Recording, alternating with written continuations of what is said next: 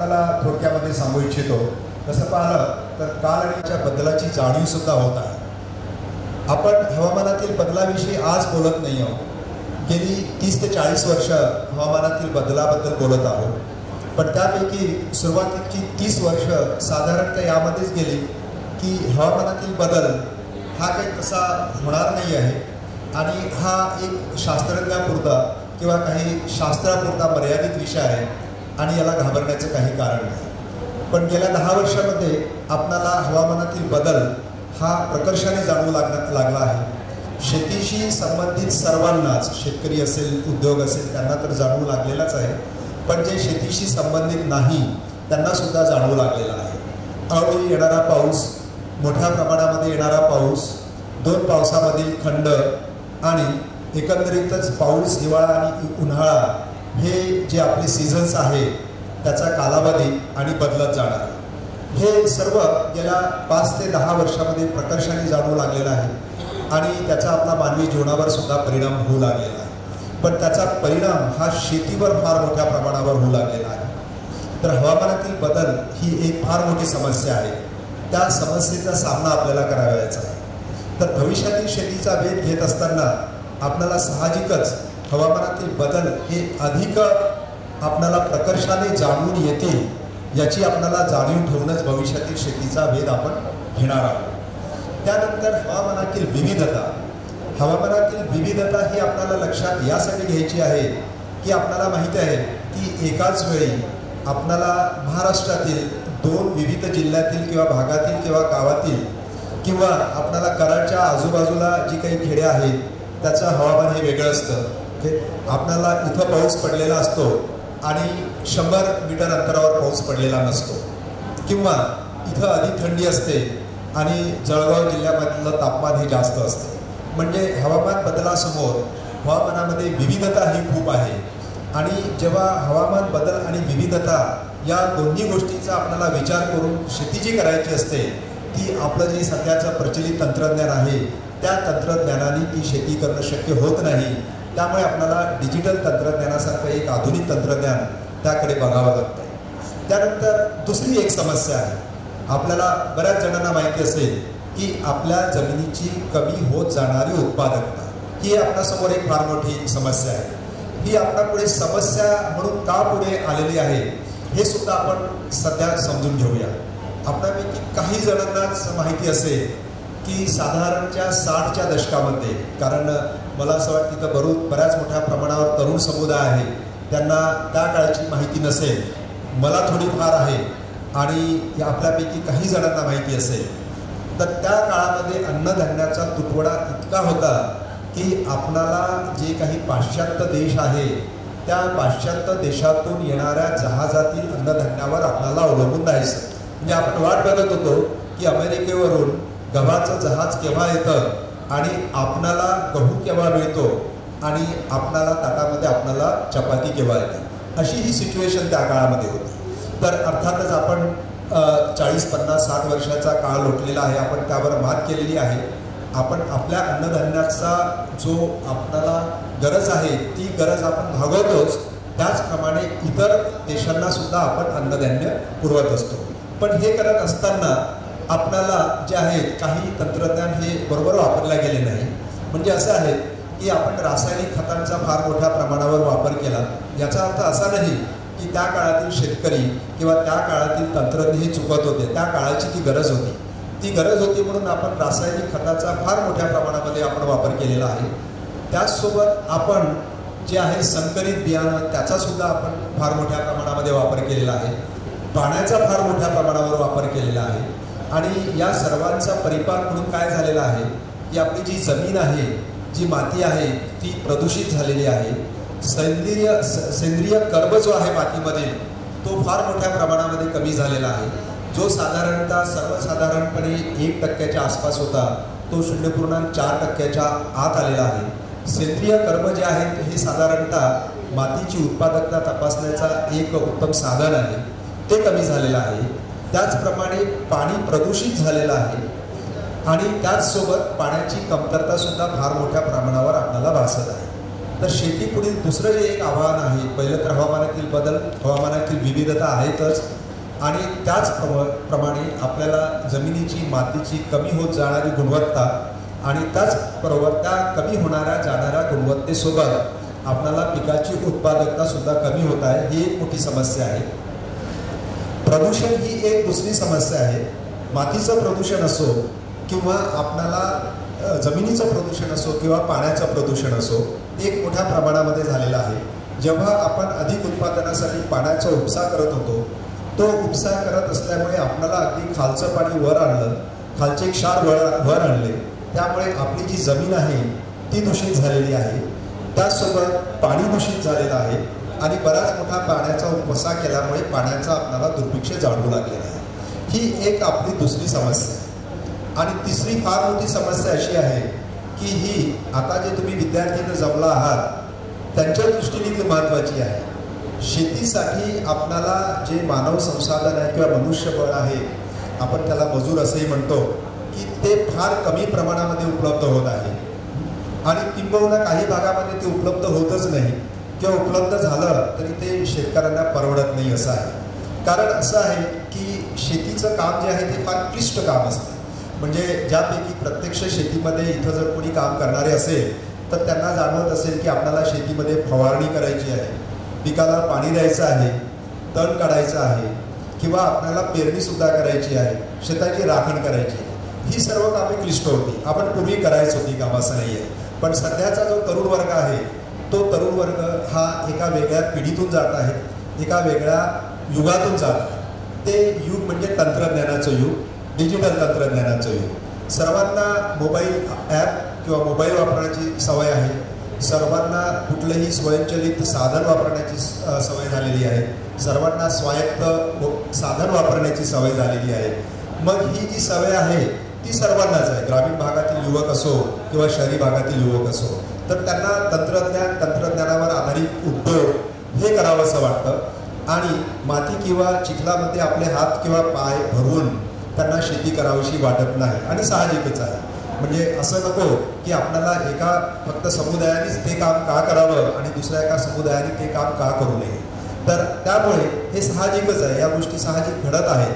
तर त्यामुळे असा जो तरुण वर्ग आहे तो तरुण वर्ग शेती कामाकडे सहजासहजी तयार होत नाही आणि तो तयार होत नसल्यामुळे शेतीसाठी मनुष्यबळ उपलब्ध होत नाही आणि आपल्याला त्यामुळे शेतीची बरीचशी कामे करू शकत नसल्यामुळे आपल्याला शेतीची उत्पादकता ही कमी होत चाललेली आहे. हे एक तिसरं आव्हान आहे. तर आम्ही असं म्हणतो की ही एक 3 प्रमुख आव्हाने सध्या आपल्यासमोर आहे की एक म्हणजे हवामानातील बदल आणि वैविधता, एक म्हणजे नैसर्गिक संसाधनाची कमी होत जाणारी गुणवत्ता आणि त्याची कमतरता, आणि तिसरं शेतीकडे जे आपलं मनुष्यबळ आहे ते कमी होत जाणारं मनुष्यबळ. या सर्वांचा परिपाक म्हणून जो आहे तो परिपाक असा होणार आहे की पुढे जाऊन आपलं शेतीमधील उत्पादन कमी होणार आहे, शेतीची उत्पादकता कमी होणार आहे, शेतीमधून जो आपल्याला आर्थिक फायदा मिळतो तो कमी होणार आहे आणि त्याचसोबत जर आपण नैसर्गिक संसाधनाचा अनिर्बंध वापर केला तर प्रदूषण हे अधिकाधिक होणार आहे आणि या सर्वांना आपण जो आहे हवामानातील बदल तो अधिक घडवून आपण आणणार आहे. तर त्यामुळे फक्त शेतकऱ्यांचंच नाही पण सर्वसामान्य जनसामान्याचं सुद्धा जे जीवन आहे ते अधिक कष्टदायी होणार आहे. तर जेव्हा आपण शेतीविषयी चर्चा करतो तेव्हा ती शेतकऱ्यांनीच किंवा त्याशी निगडीत लोकांनीच करायला पाहिजे असं नाही, सर्वांनी करणं आवश्यक आहे. शेती हा एक फार महत्त्वाचा घटक आहे भारताचा.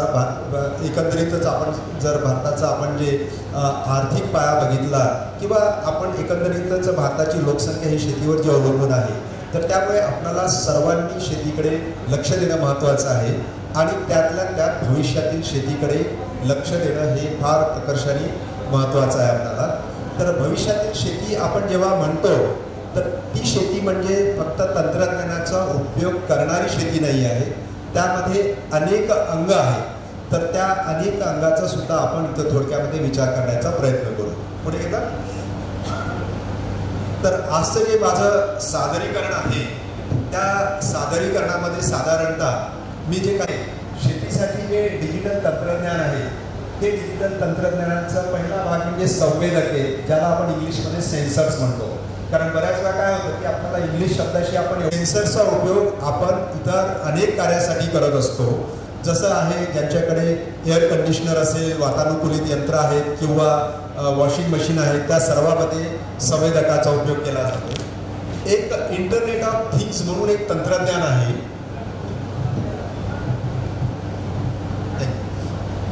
इंटरनेट ऑफ थिंग्स म्हणून एक तंत्रज्ञान आहे. ते तंत्रज्ञान फक्त शेतीमध्ये नाही, पण आपल्या जे संपूर्ण आपण जे कार्य करतो त्या संपूर्ण कार्यक्षेत्रामध्ये हे मोठ्या प्रमाणामध्ये सध्या व्यापून टाकलेलं आहे. तुम्हाला न कळत किंवा कळत तुम्ही इंटरनेट ऑफ थिंग्स या तंत्रज्ञानाचा तुम्ही उपयोग करत असता. शेतीसाठी, भविष्यातील शेतीसाठी या तंत्रज्ञानाचा उपयोग आपण कसा करणार आहोत ते बघू, किंवा कसा करत आहोत किंवा सुरुवात केली आहे.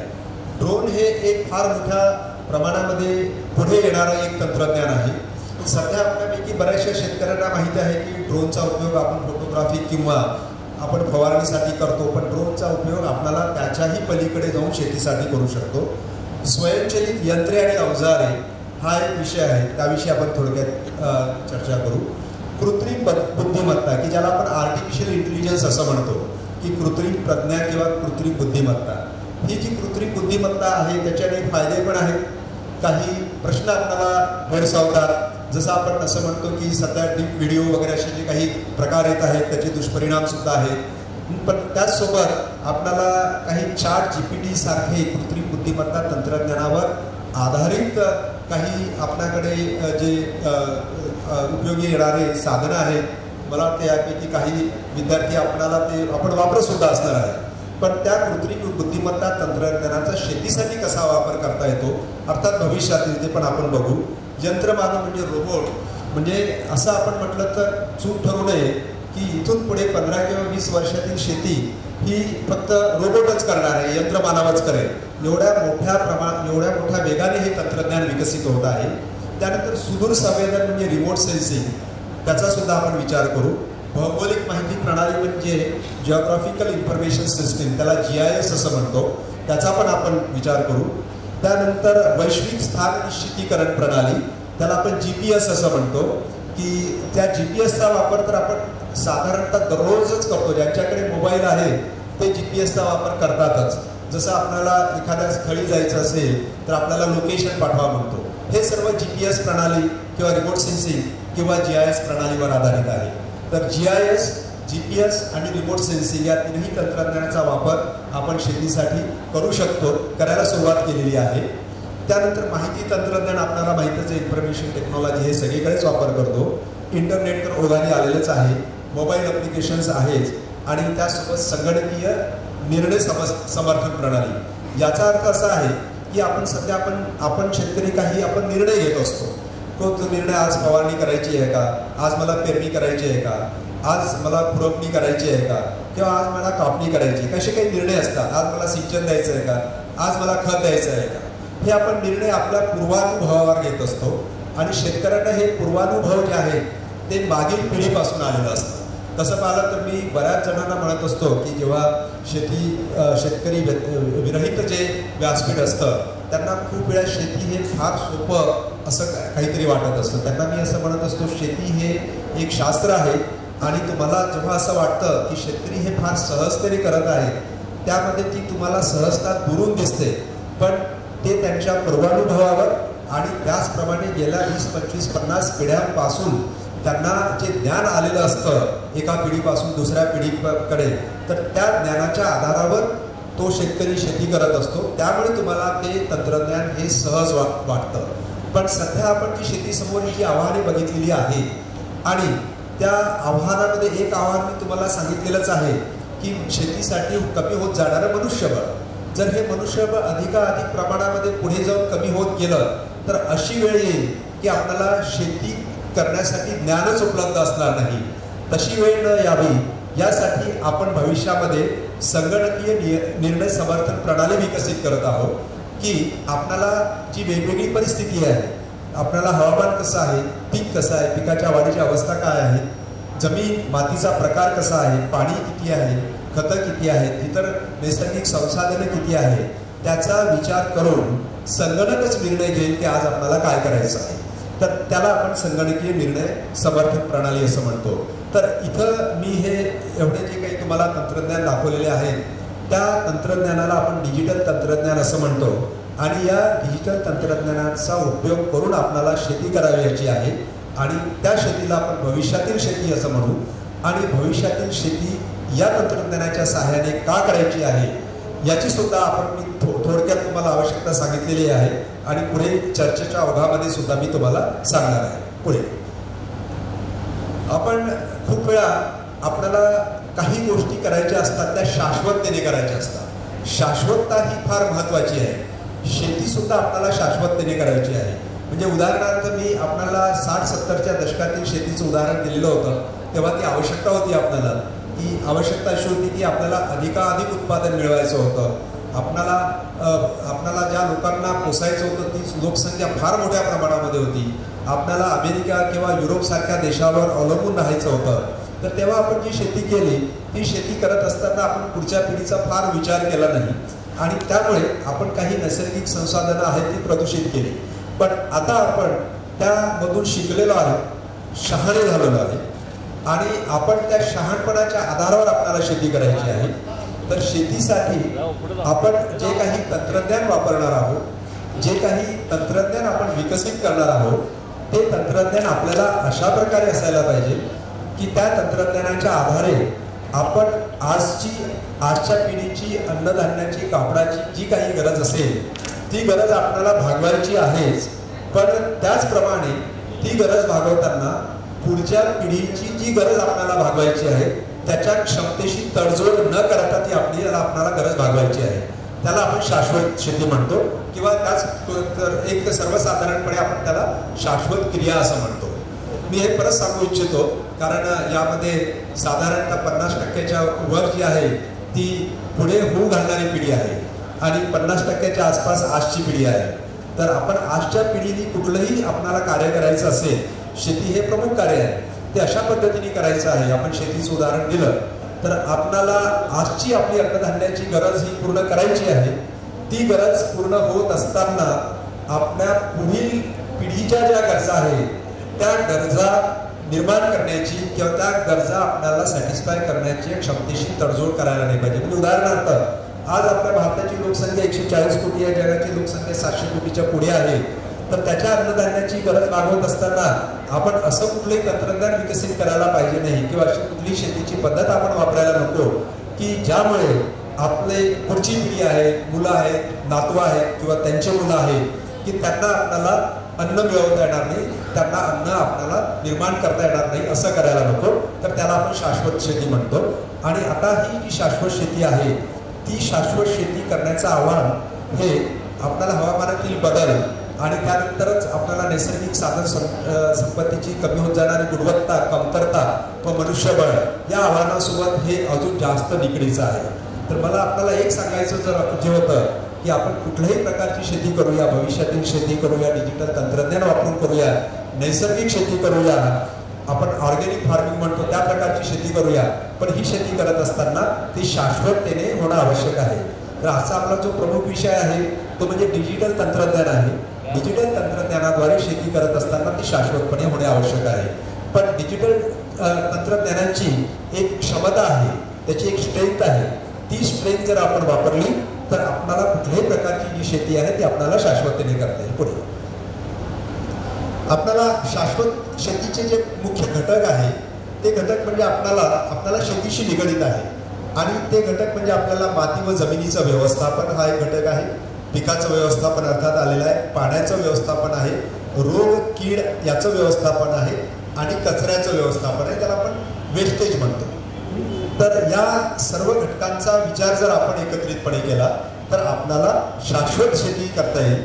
आणि शाश्वत शेतीपासून मागची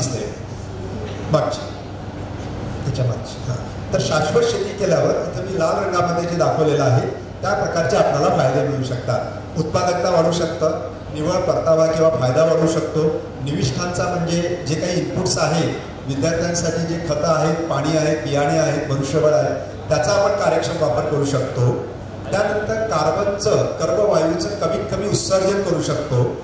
आपल्याला कर्बवायूचं कमीत कमी उत्सर्जन यासाठी करायचं आहे की सध्या आपल्याला आपण असं जे म्हणतो की ग्लोबल वॉर्मिंग किंवा हवामानातील बदल आलेला आहे किंवा आपली जी वैश्विक उष्णता जी आहे ती वाढत आहे, त्याचं एक जे महत्त्वाचं कारण आहे ते आपण कर्बवायूचं जमिनीमधून मोठ्या प्रमाणामध्ये उत्सर्जन करतो आणि वातावरणातील कर्बवायूचं प्रमाण वाढतं आणि त्यामुळे उष्णता वाढतं.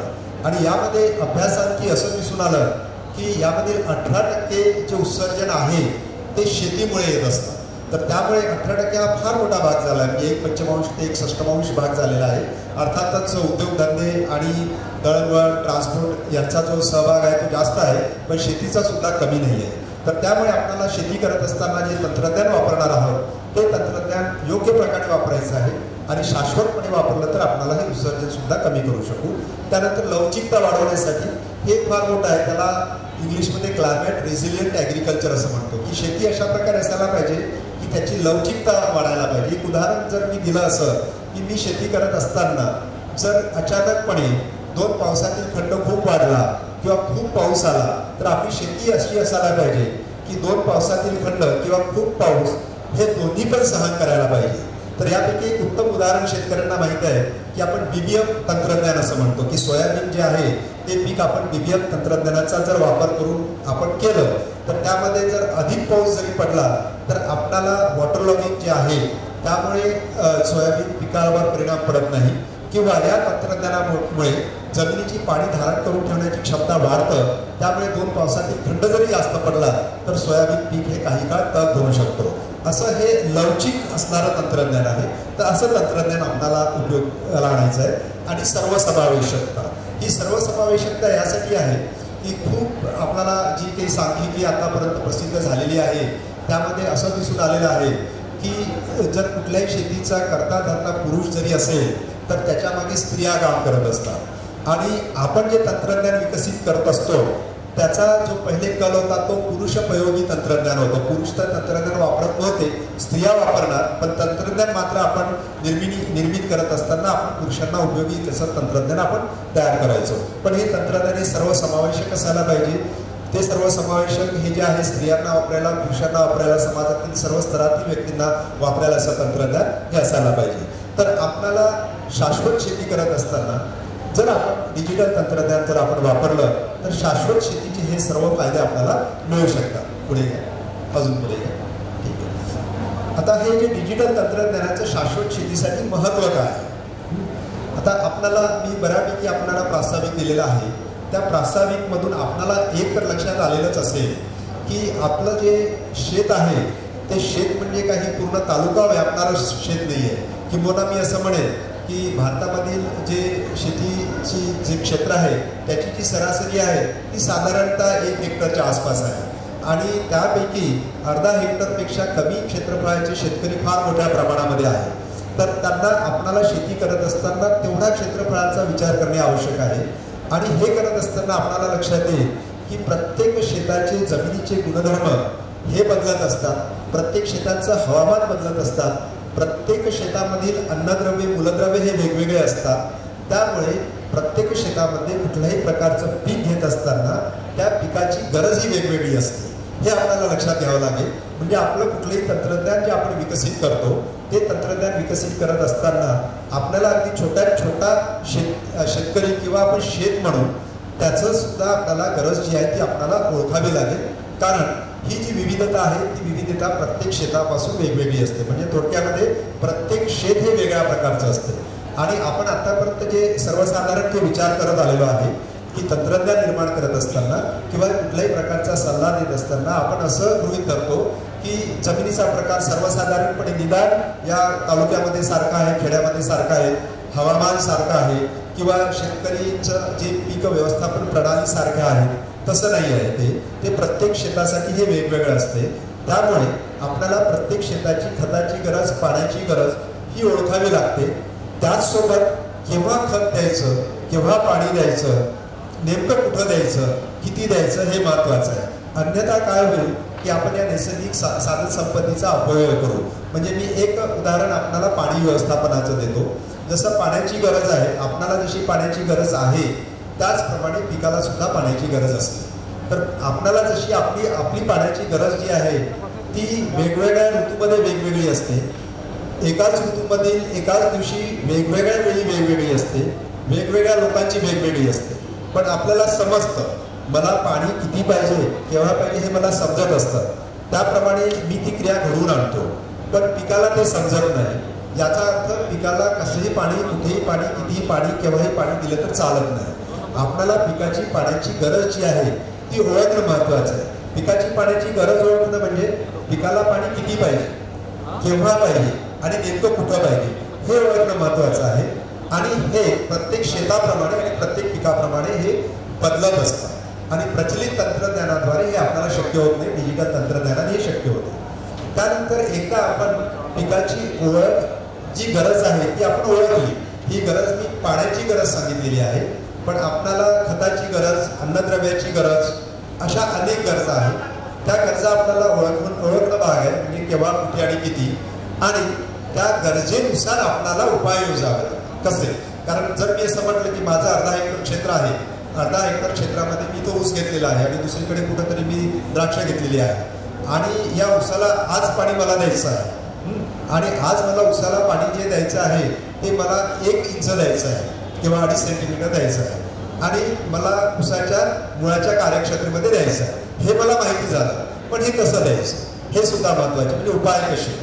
त्याचप्रमाणे मला तण व्यवस्थापन करायचे मला माहिती झालेलं आहे की आता तण जे आहे ते वाढलं तर पिकाची उत्पादकता कमी होणार आहे हे माहिती आहे, पण नेमकं त्याच वेळी तण व्यवस्थापन कसं करायचं, त्यासाठी उपाय कसे असायला पाहिजे हे सुद्धा महत्त्वाचं आहे. प्रचलित तंत्रज्ञानाद्वारे हे शक्य होत नाही, कारण प्रचलित तंत्रज्ञान हे जे आहे ते सर्वसाधारण शेतकरी, सर्वसाधारण शेत जमीन याचा विचार करतो. आपल्याला प्रत्येक शेताचा विचार करायचा आहे. त्यामुळे डिजिटल तंत्रज्ञान हे यासाठी आपल्याला लाभदायी असू शकते. आणि एकदा आपल्याला उपाय शोधल्यानंतर शेतकऱ्यांच्या हाती ते तंत्रज्ञान देणं महत्त्वाचं आहे. आपण फक्त उपाय शोधून चालत नाही. सर्वात चांगला उपाय म्हणजे आपण समजा आपण ठिबक सिंचन असं म्हणूया, किंवा आता सध्या या भागामध्ये पाणी जास्त असेल तर ठिबक सिंचनाविषयी आपणाला तेवढी आपल्याला गरज वाटत नाही. पण जेव्हा आपल्याला जाणवलं की पाण्याचं दुर्भिक्ष वाढत आहे, पिकाला पाहिजे तेव्हा पाहिजे तेवढं आणि पाहिजे त्याच ठिकाणी पाणी द्यायचं आहे, तर आपण ठिबक सिंचन घेऊन आलेलो आहे आणि ठिबक सिंचन प्रणाली शेतकरी वापरत आहे. पण पुढे जाऊन शेतकरी सध्या ठिबक सिंचन प्रणाली वापरतात, त्याद्वारे शेतकऱ्यांना कळत नाही पाणी आज द्यायचं आहे किंवा पाणी किती द्यायचं आहे ते कळत नाही. सध्या कसं द्यायचं एवढं माहिती आहे. मग ते जर द्यायचं असेल तर आपल्याला त्यांना माहिती तर द्यायचंच आहे, पण हे कसं साध्य करायचं हे सांगायचं आहे. तर त्यासाठी आपल्याला डिजिटल तंत्रज्ञान जे आहे ते उपयोगाचं ठरू शकतं. आणि त्यानंतर माहितीची देवाणघेवाण अर्थात व्हायलाच पाहिजे. म्हणजे आपण सध्या तुम्हाला माहिती असेल की बऱ्याच शेतकऱ्यांना खूप SMS येत असतात. म्हणजे आपण आपलं जे शासन आहे एकाच वेळी खूप 50-50 लाख हे SMS देत असतात आणि देवाणघेवाण महत्त्वाची आहे. तर आपल्याला डिजिटल तंत्रज्ञानाचं हे शाश्वत शेतीसाठी असं महत्त्वाचं आहे. आपण त्याद्वारे नैसर्गिक साधन संपत्तीचा म्हणजे जमीन, पाणी, माती, ऊर्जा याचा आपण उपयोग हा इष्टतम आणि कार्यक्षम करू शकतो. त्याचप्रमाणे आपले काही उत्पादित जे निविष्ठ आहे की ज्यामध्ये खतं आहेत, रसायनं आहेत, बियाणे आहेत, यंत्रसामुग्री आहे, त्याचा सुद्धा आपण कार्यक्षम वापर करू शकतो पुढे.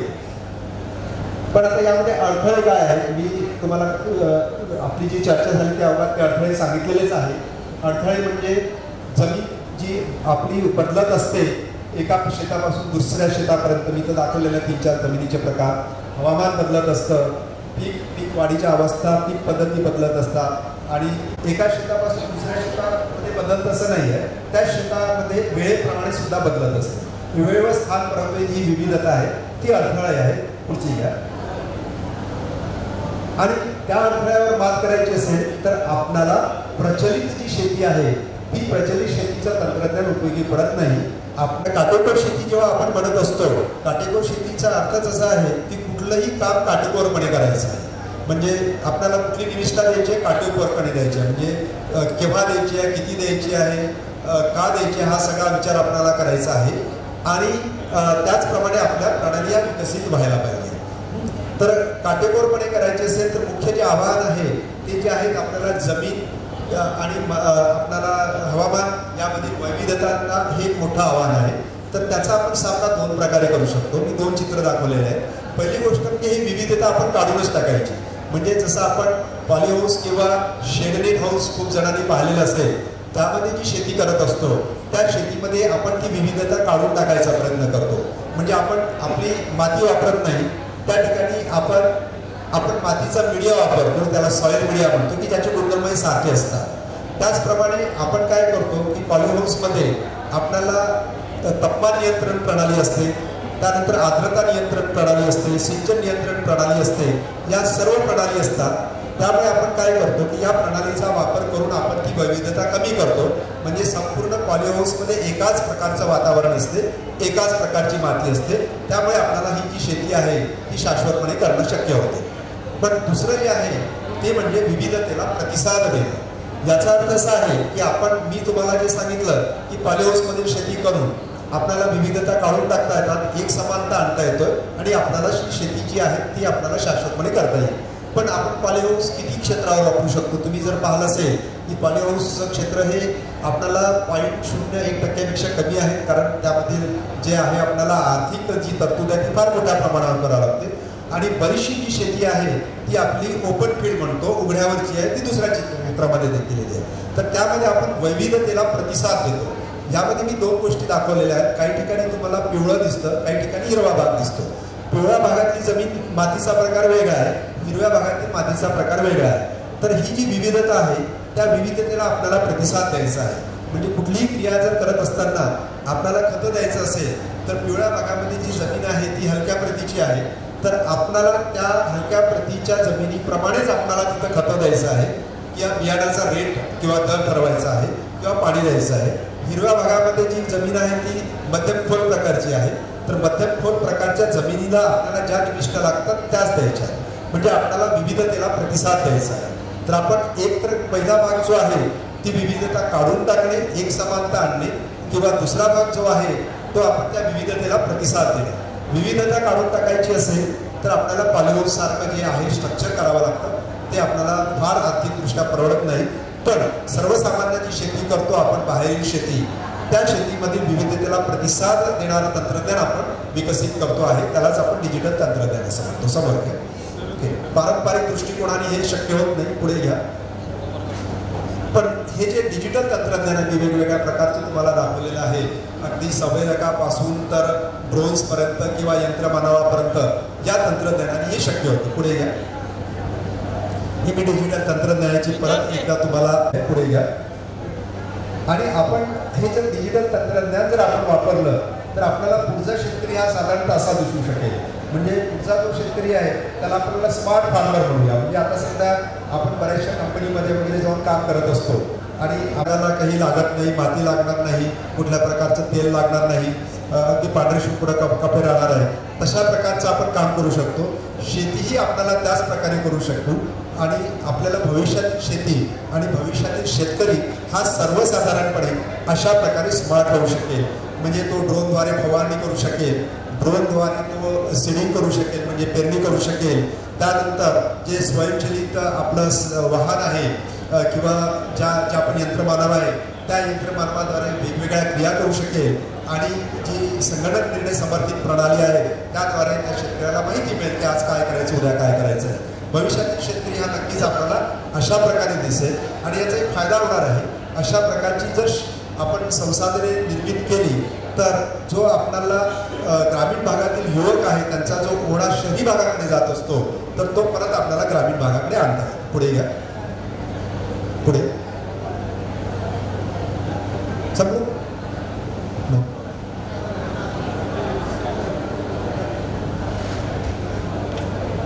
शेवटची स्लाईड कशी गेली? शेवटची आहे.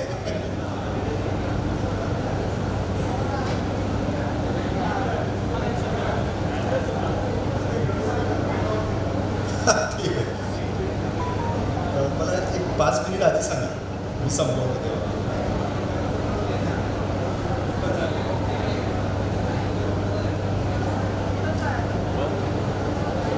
मला वाटतं कॉम्प्युटर ऑपरेटरला कंटाळा आला, सगळ्यात शेवटची स्लाईड दाखव. ठीक आहे, ठीक आहे. आता मी तुम्हाला अनेक तंत्रज्ञान दाखवलेलं आहे. आपल्यापुढे वेळ कमी आहे. मी फक्त एका तंत्रज्ञानाची तुम्हाला थोडक्यात माहिती देत होतो. ते तंत्रज्ञान म्हणजे ड्रोनचं तंत्रज्ञान. कारण या भागातील शेतकरी सध्या उसावर फवारणी करत असताना फार मोठ्या प्रमाणावर ड्रोन वापरू लागलेले आहेत आणि खूप जे शेतकरी आहेत ते आमच्याकडे साधारणतः त्याबाबत प्रश्नसुद्धा विचारतात, वेगवेगळ्या प्रकारच्या क्वेरी येत असतात. तर शेतीमध्ये ड्रोनचा वापर आपण एवढा एका तंत्रज्ञानाविषयी माहिती घेऊया आज. पुढे घ्या, पुढे घ्या, पुढे घ्या. हा एक ड्रोन आहे, आपल्याला सगळ्यांनाच माहिती आहे, फोटोग्राफीचा ड्रोन आहे. यामध्ये आता नवलाई किंवा काहीच नाही आहे, कारण आपल्याला सगळ्यांना माहिती आहे. पण मला आठवतं एक 10 वर्षापूर्वी जेव्हा लग्न समारंभामध्ये ड्रोनद्वारे फोटोग्राफी व्हायची आणि आपल्या डोक्यावरून जेव्हा ड्रोन जायचा तेव्हा सगळ्यांची डोकी ही वर जायची बघायला, आणि खूप वेळा जे चित्रण व्हायचं ते चित्रण असे व्हायचे की त्यामध्ये 500 जण असेल तर ते असे बघायचे. आता तसं होत नाही, कारण तेव्हा आपल्याला त्याविषयी कुतूहल असायचं. आता त्या ड्रोनविषयी आपल्याला कुतूहल वाटत नाही, व्हिडिओ घेतात, सगळं व्यवस्थित होतं. हा फोटोग्राफीचा ड्रोन आहे. पुढे घ्या. आणि हा इथं जो दाखवला आहे तो शेतीमधला ड्रोन आहे.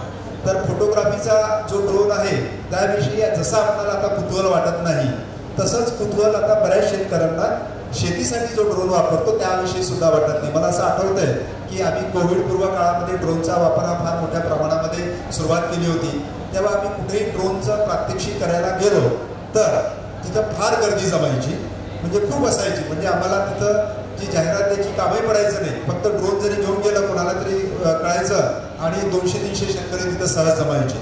पण आता तसं नाही आहे, कारण आता त्यामध्ये कुतूहल गेलेलं आहे.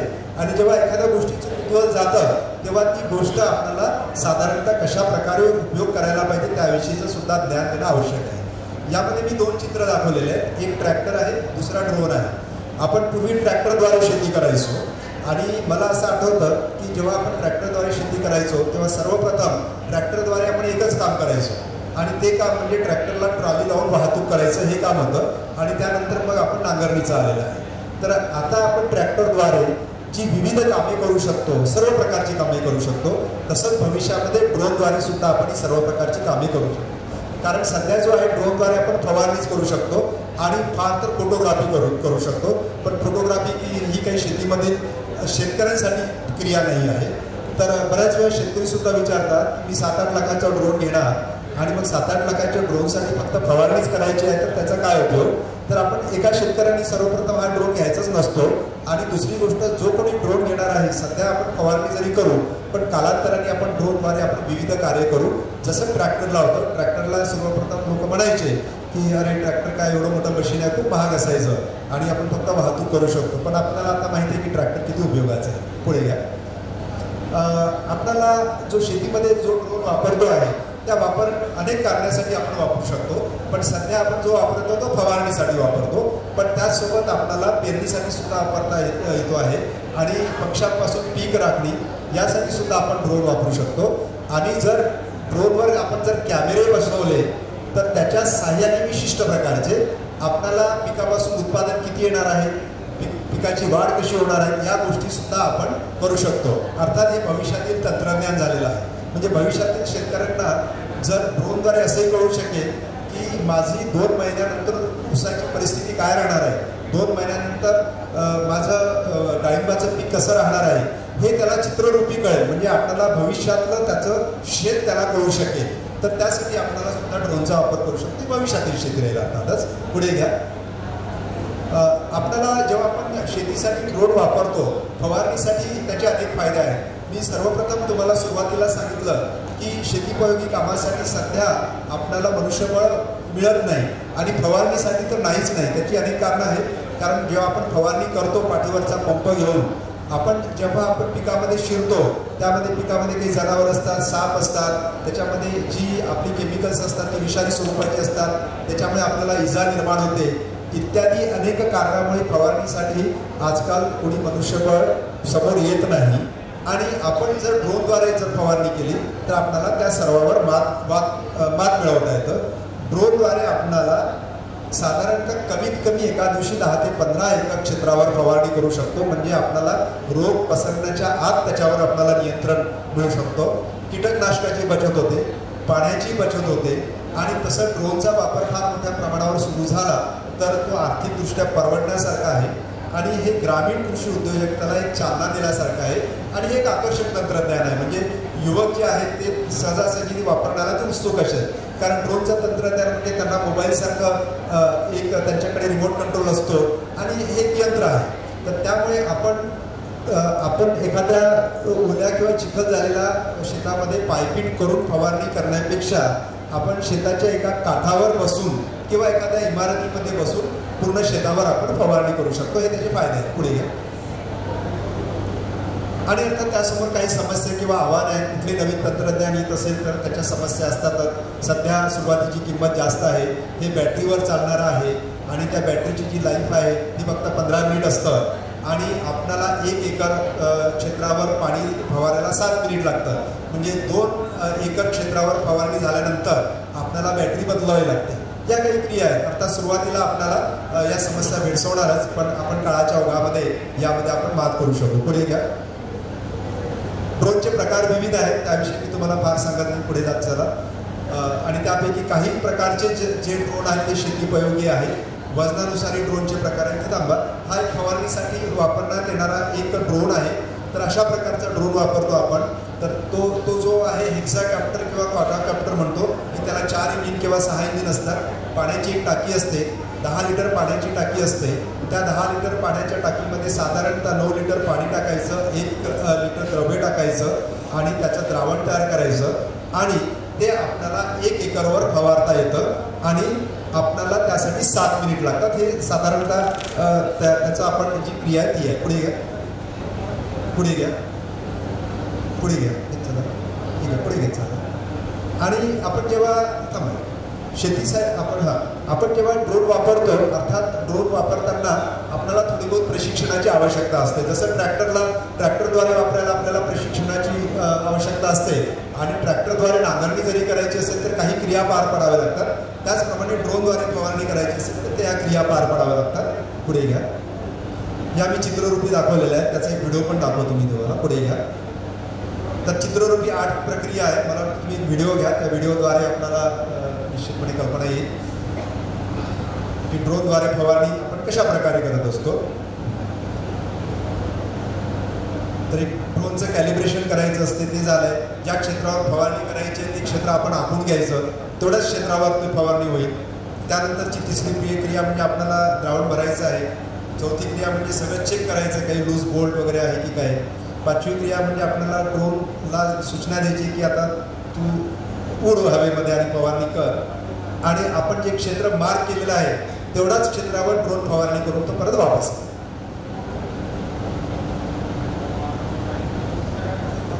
तर अशा प्रकारे हे तसं वापरायला सुटसुटीत तंत्रज्ञान आहे आणि आपल्याला ग्रामीण उद्योजकतेला हे साधारणतः भर देणारं सुद्धा तंत्रज्ञान आहे. इथं फवारणी झाली अशा प्रकारे. पुढे घ्या. पुढे घ्या.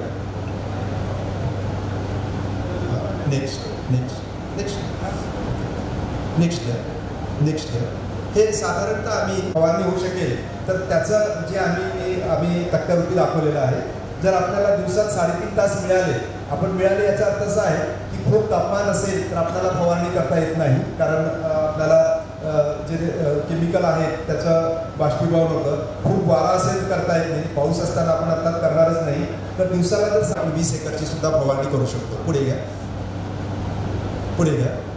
आणि ड्रोन वापरताना आपल्याला अनेक गोष्टी आपल्याला लक्षात घ्यायच्या असतात. तर म्हणजे नोझल्स कसे असावे, फवारणी यंत्रणा कशी असावी. पुढे घ्या.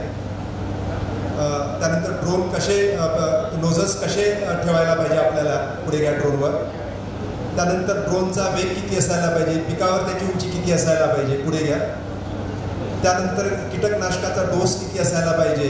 त्यानंतर पाण्याचं प्रमाण किती असायला पाहिजे प्रति हेक्टर. हे बघा, तुम्हाला एका हेक्टरला फक्त 20 लिटर पाणी पाहिजे, नाहीतर आपल्याला 400 ते 500 लिटर पाणी पाहिजे. पुढे घ्या. पर्यावरणीय मापदंड आहे, म्हणजे ड्रोन केव्हा वापरायचं. उन्हाळ्यात 6 ते 10, दुपारी 3 ते 6, हिवाळ्यात 8 ते 11, दुपारी 2 ते 5 अशा प्रकारे आपल्याला वापरायला पाहिजे. अजून एक मी ड्रोनचा व्हिडिओ दाखवलेला आहे. खाली क्लिक करा. फवारणीसाठी ड्रोन. आम्ही महात्मा फुले कृषी विद्यापीठातर्फे ड्रोनची खूप प्रात्यक्षिके घेत असतो. हे एक प्रत्यक्ष कांद्यावरचं फवारणीचं एक प्रात्यक्षिक आहे.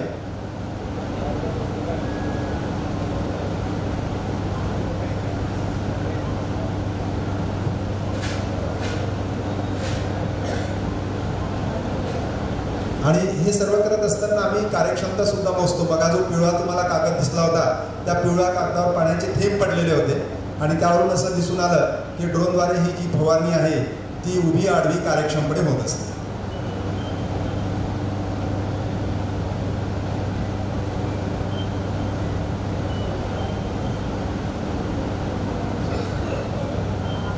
बंद करा, रिपीट होते तो. पुढे घ्या, पुढे घ्या. आणि ड्रोन वापरणारा ही स्लाईड ठेवा. ड्रोन वापरण्यासाठी आपल्याला काही गोष्टी करायच्या असतात, त्या मी इथं थोडक्यामध्ये तुम्हाला सांगतो. ड्रोन हे एक हवेतील वाहन आहे. जसं ट्रॅक्टर आहे, कार आहे, तसं ट्रॅक्टर कार हे जमिनीवरनं चालणारं वाहन आहे. ड्रोन हे हवेतनं उडणारं वाहन आहे. तर आपल्याला जसं ट्रॅक्टरसाठी परवाना पाहिजे, कार चालवण्यासाठी परवाना पाहिजे, तसं ड्रोन चालवण्याला सुद्धा आपल्याला परवाना पाहिजे असतो. आणि तो परवाना घ्यायचा असेल तर आपल्याला 5 दिवसाचं एक ट्रेनिंग घ्यायचं असतं. आणि ती जी ट्रेनिंग संस्था आहे, प्रशिक्षण संस्था, ती भारत सरकार मान्य असायला पाहिजे. महात्मा फुले कृषी विद्यापीठ राहुरी अशी भारत सरकार मान्य प्रशिक्षण संस्था आहे. त्यामध्ये जर तुम्हाला आपल्याला ड्रोन पायलट जर व्हायचं असेल तर तिथं तुम्हाला 5 दिवसाचं प्रशिक्षण घ्यावं लागेल. मग तुम्हाला ड्रोन चालवायचं लायसन्स मिळतो, जसं तुम्हाला कार किंवा स्कूटर चालवायचं लायसन्स असतं. त्यानंतर आपण ड्रोन घेत असताना आपल्याला सरकार मान्यच ड्रोन घ्यावा लागतो. याचं कारण असं आहे की आपण जेव्हा कार घेतो, कारचे एक मॉडेल, विशिष्ट प्रकारचं मॉडेल बाजारामध्ये येतं आणि तेच घेऊ शकतो आपण. तसंच ड्रोनचे आहेत, ड्रोनचे मॉडेल्स जे आहेत जे बाजारामध्ये येतात तेच आपल्याला घ्यायचं असतं. त्यानंतर जसं आपण कारला रजिस्ट्रेशन नंबर असतो तसा ड्रोनला सुद्धा रजिस्ट्रेशन नंबर असतो, त्याला UIN असं म्हणतात. आणि त्यानंतर आपल्याला ड्रोन हा प्रतिबंधित क्षेत्रामध्ये वापरता येत नाही. जसं आपल्याकडे काही सैनिकी एस्टॅब्लिशमेंट असेल, मिलिटरी एस्टॅब्लिशमेंट असेल तर त्या ठिकाणी, किंवा मग आपल्याकडे विमानतळ असेल त्या ठिकाणी ड्रोन वापरता येत नाही. तर ड्रोन वापरताना आपल्याला 4 गोष्टीची काळजी घ्यायची असते. एक तर आपल्याला मान्यताप्राप्त आपल्याला लायसन्स असायला पाहिजे. यामध्ये प्रॉब्लेम काहीच नाही. कारचं लायसन्स घेतो तसं ड्रोनचं घ्यायचं. कारचं लायसन्स घेण्यापूर्वी आपण कुठंतरी कार शिकतो, फक्त ड्रोनचं लायसन्स घेण्यापूर्वी आपल्याला भारत सरकार मान्य संस्थेकडनं घ्यायचं असतं. त्यानंतर जसं आपण कुठले वाहन घेत असताना त्याचं आपण अधिकृतच प्रारूप विकत घेतो, दुसरं घेता येत नाही, त्याचप्रमाणे ड्रोनचं आहे. त्यानंतर आपण कुठल्याही वाहनाला जसा रजिस्ट्रेशन नंबर घेतो, नोंदणी क्रमांक, तसाच हा ड्रोनला असतो. आणि ज्याप्रमाणे आपण काही भागामध्ये आपण कार किंवा आपले वाहनं नेऊ शकत नाही, त्याचप्रमाणे काही भागामध्ये आपल्याला ड्रोन आपल्याला नेता येणार नाही.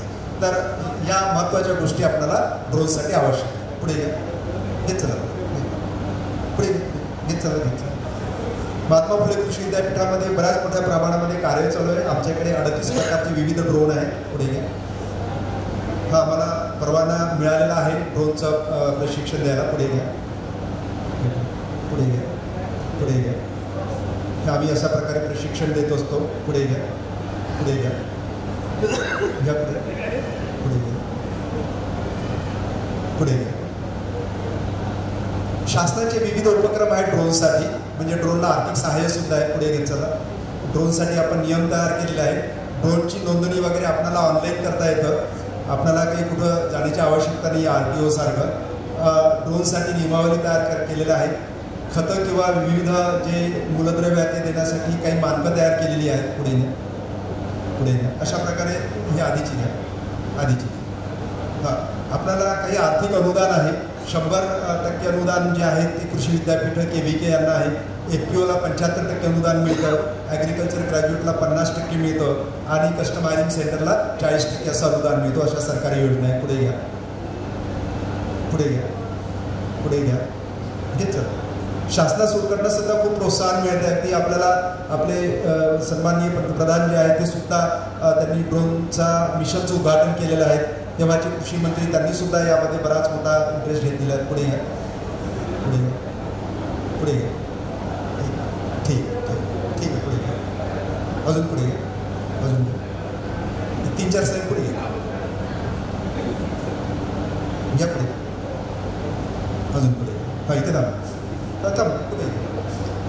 एक शेवटचीच एक इंटरनेट ऑफ थिंग्स जी प्रणाली आहे ती सांगतो.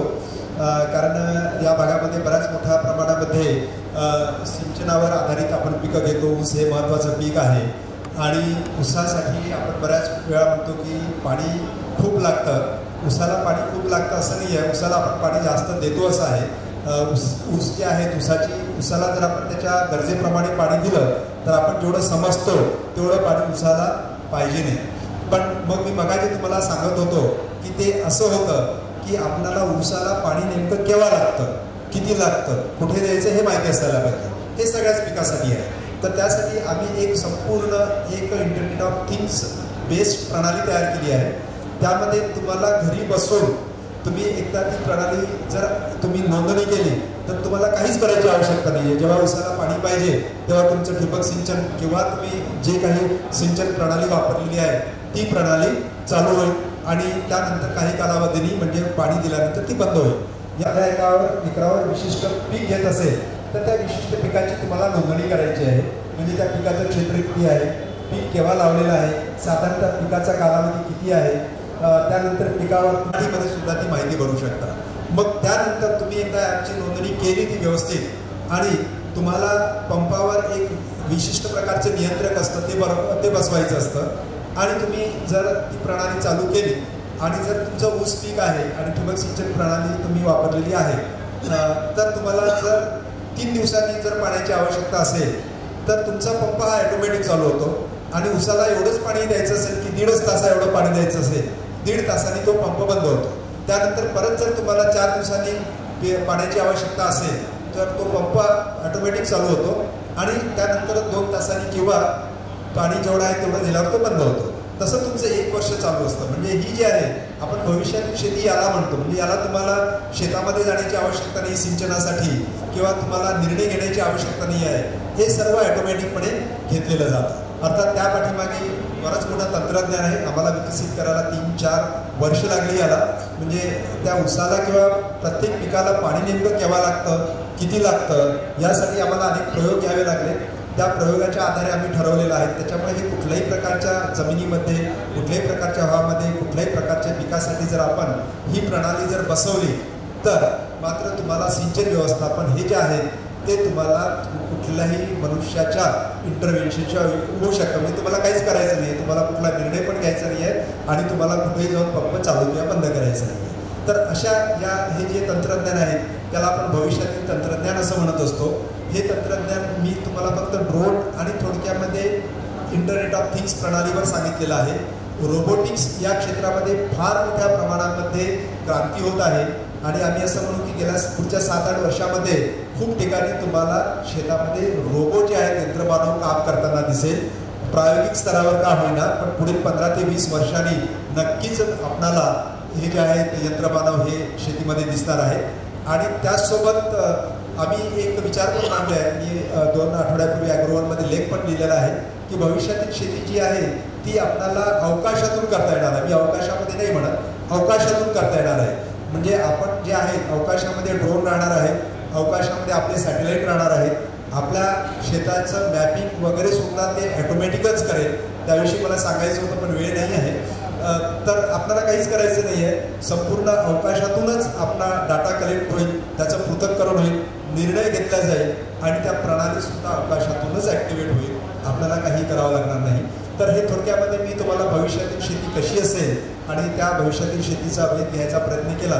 पण भविष्यातील शेती ही एक तर शाश्वतपणे असणं आवश्यक आहे.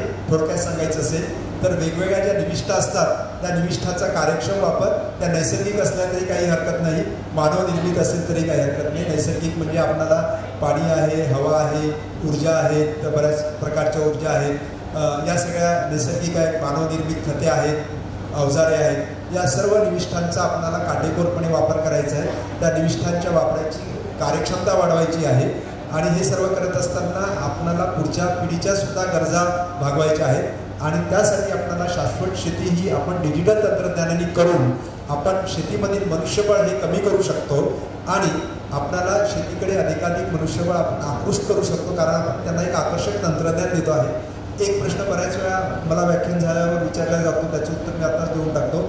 मग जे आहे शेतीमध्ये जर इतकं प्रमाण मनुष्यबळ कमी होत असेल तर मग त्यांना नोकरी कुठं मिळेल?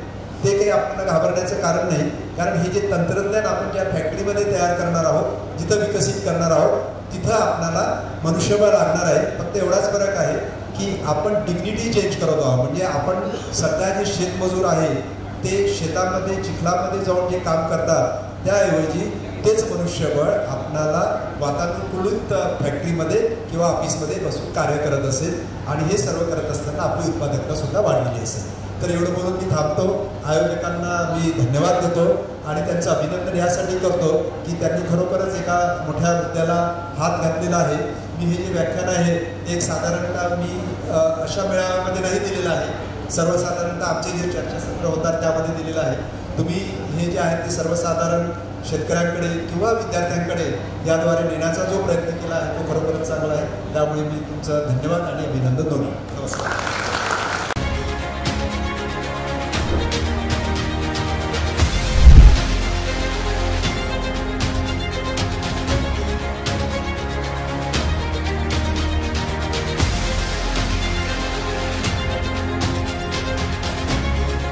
KMS न्यूज, स्पंदन मरांचे, नाते आपुलकीचे.